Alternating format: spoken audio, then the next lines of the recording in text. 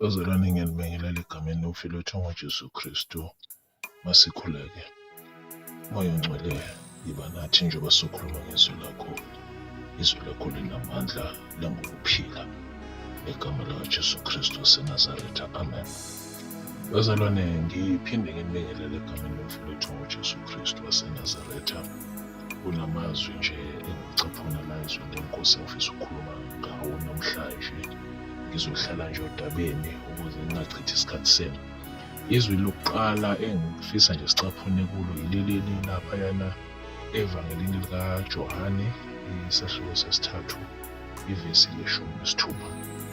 Lifundeka kanjena lithi, ngokuba uNkulunkulu walithanda izwe kangaka waze wanikela ngendodana yakhe ezelwe yodwa, ukuba yilowo nalowo okholwa yiyo angabhubhi kodwa abe nokuphila okuphakade. Yilo leli zwi abazalwane elisenhlizweni yami kakhulu, engathi nje uNkulunkulu wangipha lona ukuthi njalo ngihleze nami ngizikhumbuza ngalo ukuthi kambe ukuze mina ngibe umKristu ingenxa yothando uNkulunkulu abanalo ngami. Wangithanda ngisoni, wangithanda ngilahlekile, ngibhubhile, ngamthandi, wangithanda noma sengimthanda ngiwile, wangithanda. So bazalwane, ngizomkhumbuza namhlanje, ngizikhumbuza nami ukuthi sibiziwe bazalwane, sibizelwe ekukhanyeni okunguJesu Kristu, sibizelwe embusweni kaNkulunkulu. Kodwa nansi into okufanele siphume ezweni siyishumayele ngezenzo, hayi ngokukhuluma, uthando lukaNkulunkulu olungaka abanalo ngathi thina bantu. Jesu Kristu wathwala ihlazo lethu bazalwane. Asingayi laphaya ngaphandle siphethe amatshe sifuna ukulimaza abantwana bakaNkulunkulu. Ake siye laphana bazalwane ngothando. Ivesi lesibili ebengifisa ukuthi ngithi ukucaphuna kulo futhi leli lamaHebheru isahluko ese-11 ivesi lesithupha lithi, kepha-ke ngaphandle kokukholwa akwenzeki ukumthokozisa, ngokuba ozayo kuNkulunkulu umelwe ukukholwa ukuthi ukhona nokuthi ungumvuzi walabo abamfunayo. Okwethu bazalwane ukuphuma siyoshumayela uthando njengoba bengike ngasho. Okwethu bazalwane uhamba siyotshala imbewu yothando nezokwenza abantu balangazelele ukumazi uNkulunkulu.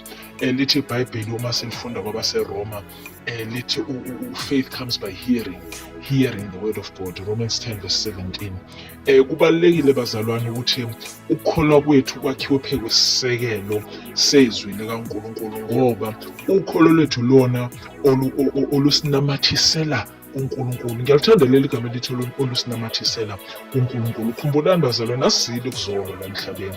La emhlabeni asizile ukuzoxosha abantwana bakaNkulunkulu ngokuma epulpiti sigawule abantwana bakaNkulunkulu.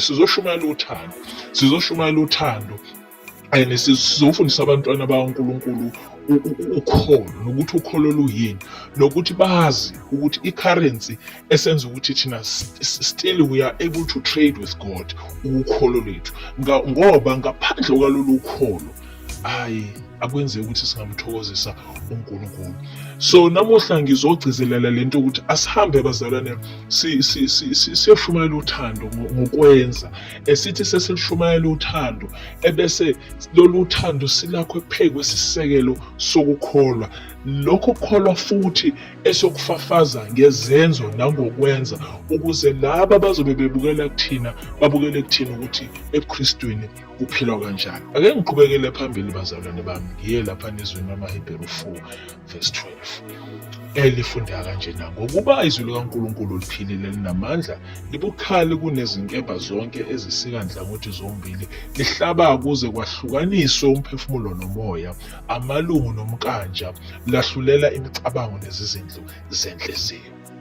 Uma siphuma solushumayela lolu thando bazalwane, asingasebenzisi ipulpiti ukulwa nabantu. Uma siphuma solushumayela lolu thando, asikhulume leli zwi likaNkulunkulu. Uma ngempela siyakholwa ukuthi izwi likaNkulunkulu linamandla njengoba esho umbhalo wamaHebheru, asihambeni siyokhuluma izwi likaNkulunkulu. Asingesabisi abantwana bakaNkulunkulu ukuthi bezwe kuye, asingasabisi izidalwa zikaNkulunkulu ukuba zize kuye ngokubasabisa sibatshela ngey'nto eningi. Asikhulume izwi, ngoba leli zwi likaNkulunkulu uma ufunda nalapha ku-Isaiah 55 lithi alibuyile ilambatha. Uma seliphumele liyokwenza umsebenzi walo liyawenza. Okwethu bazalwane ukushumayela uthando, okwethu bazalwane ukwakha lolo thando phezu kwesiseko sokukholwa okungagudlukiyo. Okwethu bazalwane ukuthi sikhulume lelizwi likaNkulunkulu, silikhulume sazi ukuthi uma silikhulumele sitshala imbewu, leyo mbewu eyowela emhlabathini yebo iyowela kuzo zonke iy'nhlobo zemhlabathi, njengoba uJesu Kristu ayesichazele ngomlimi laphayana kuMateyu.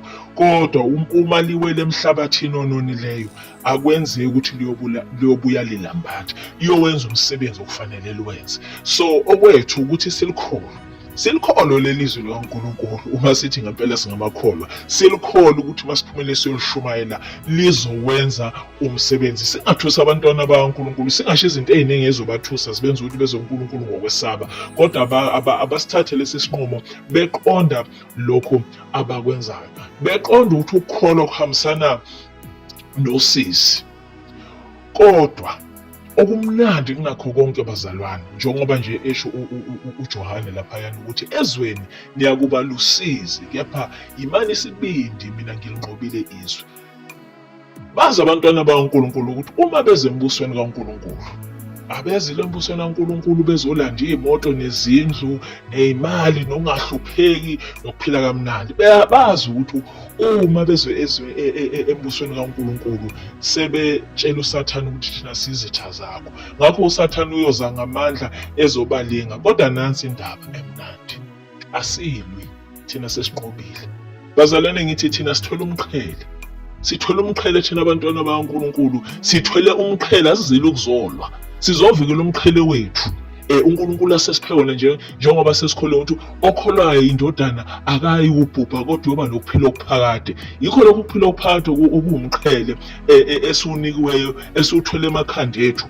Siwuthwele lo mqhele bazalwane uyohlala emakhanda ethu uma njalo silokhu sibambelele ekukholweni. Uyohlala lo mqhele unamathele kuthina uma ngabe thina ukholo lwethu lungasuka kuNkulunkulu. Uyohlala lo mqhele unamathele kuthina uma thina sikholelwa ukuthi izwi laNkulunkulu uma liphumelele liyawenza umsebenzi. Uyohlala kuthina lo mqhele uma sikholelwa ukuthi uthando lukaNkulunkulu asiphe lona luyakusisindisa. Nathi lolu thando siphume siyolishumayela ezweni silunika abantwana bakaNkulunkulu. Bazalwane, izwe lethu lishoda kakhulu ngothando.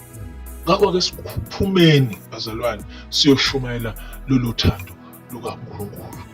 Uyakuthi nxa esebonakaliswa umalusi omkhulu, niyakuzuza umqhele wenkazimulo ongaboniyo. Yiwo lo mqhele bazalwane esiwulwelayo njengoba nje singamakholwa. Silola nje ukuthi ngelinye ilanga ngempela siwubone lo mqhele, hayi wegolide ekusasa eliyokubona, kodwa umqhele wangunaphakade. Sibizwe ukuthi woza mntanami wenze kahle. Woza mntanami nawe futhi wenze kahle. Woza mntanami nawe futhi wenze kahle.